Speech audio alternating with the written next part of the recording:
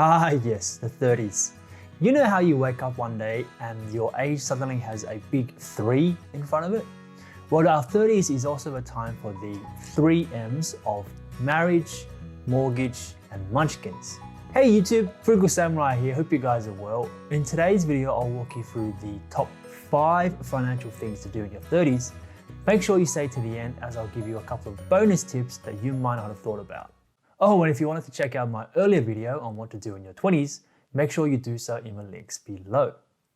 So number 1 is, what's your budget? Sure, we might have spent our 20s experiencing life and finding more about ourselves, but our 30s is the time where we need to get focused and get serious.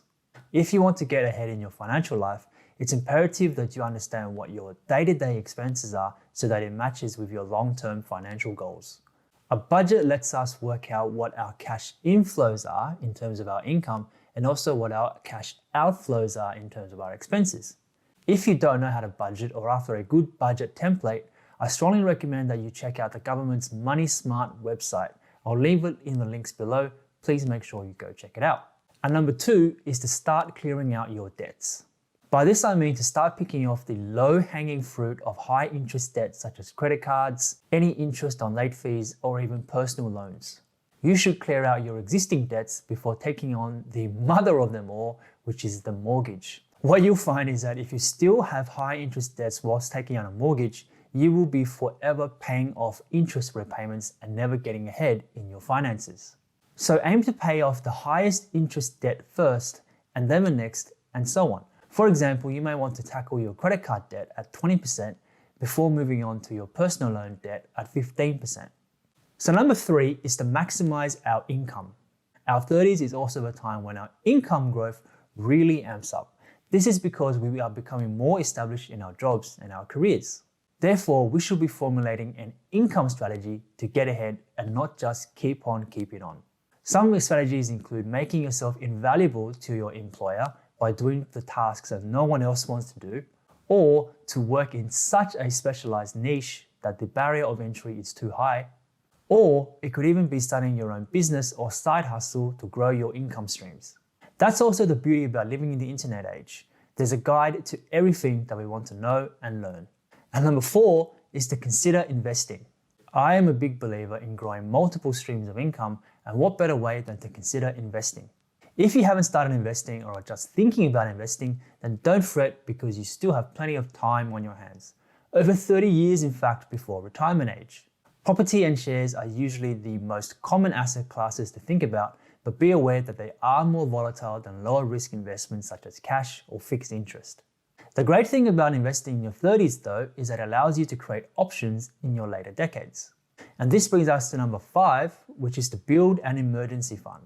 I've often talked about this, but not only do you have to play offense in terms of investing, but you still need to play defense in terms of having a rainy day fund.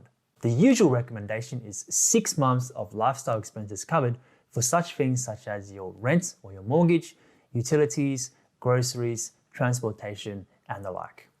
This will cover for unplanned things such as a job loss, a medical event, or even just taking your car in for emergency repairs. And so this comes to bonus number 6, which is to marry the right person. Now this one might be a bit controversial, but money issues are actually one of the top reasons why couples seek marriage counseling or even divorce, because having financial issues are a significant cause of stress in any relationship. Now, without stepping on too many toes, I would suggest that instead of looking at current income and earning power, to look at your potential life partner's spending habits and financial goals instead.